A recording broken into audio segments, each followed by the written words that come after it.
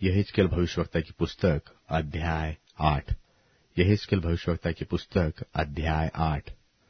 फिर 6वें वर्ष के 6वें महीने के 5वें दिन को, जब मैं अपने घर में बैठा था और यहूदियों के पुरनिये मेरे सामने बैठे थे, तब प्रभु यहोवा की शक्ति वहीं मुझ पर प्रकट हुई, और मैंने देखा कि आग का सा एक रूप दिखाई देता है।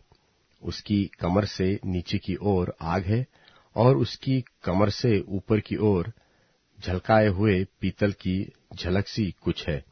उसने हाथ सा कुछ बढ़ाकर मेरे सिर के बाल पकड़े।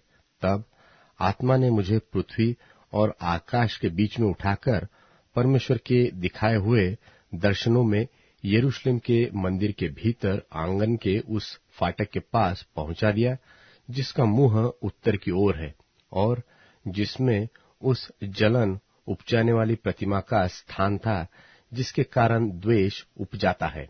फिर वहां इस्राएल के परमेश्वर का तेज वैसा ही था जैसा मैंने मैदान में देखा था।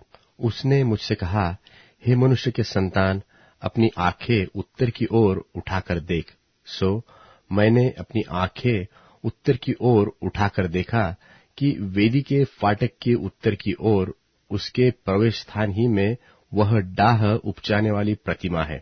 तब उसने मुझसे कहा, हे मनुष्य के संतान, क्या तू देखता है कि ये लोग क्या कर रहे हैं?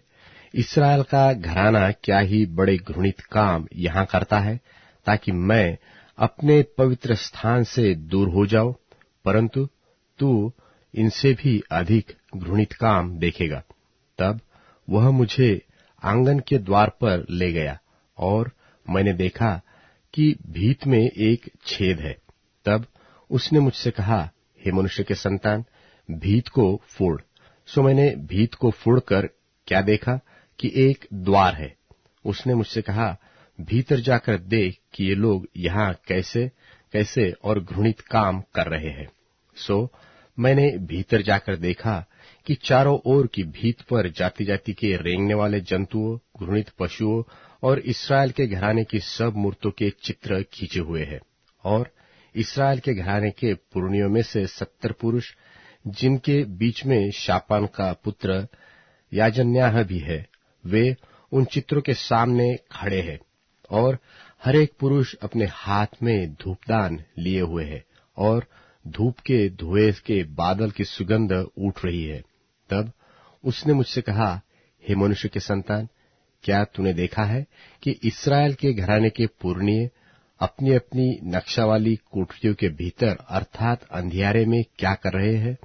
वे कहते हैं कि यहोवा हमको नहीं देखता, यहोवा ने देश को त्याग दिया है। फिर उसने मुझसे पूछा, तू इनसे और भी अति घृणित काम देखेगा जो वे करते हैं। तब वह मुझे यहोवा के भवन के उस फाटक के पास ले गया जो उत्तर की ओर था, और वहां स्त्रियां बैठी हुई तम्बूज के लिए रो रही थी। तब उसने मुझसे कहा, हे मनुष्य के संतान, क्या तूने यह देखा है? फिर इससे भी बड़े घृणित काम तू देखेगा।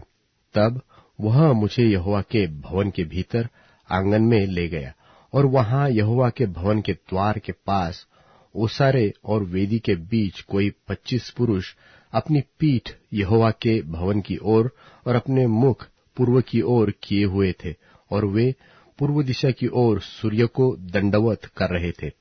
तब उसने मुझसे कहा, हे मनुष्य के संतान, क्या तूने यह देखा? क्या यहूदा के घराने के लिए घृणित कामों का करना जो वे यहाँ करते हैं छोटी बात है? उन्होंने अपने देश को उपद्रव से भर दिया, और फिर यहाँ आकर मुझे रिस दिलाते हैं। वरन वे डाली को अपनी नाक के आगे लिए रखते हैं। इसलिए मैं भी जलजलाहट के काम करूंगा, न मैं दया करूंगा और न मैं कोमलता करूंगा, और चाहे वे मेरे कानों में ऊंचे शब्दों से पुकारे तो भी मैं उनकी बात न सुनूंगा।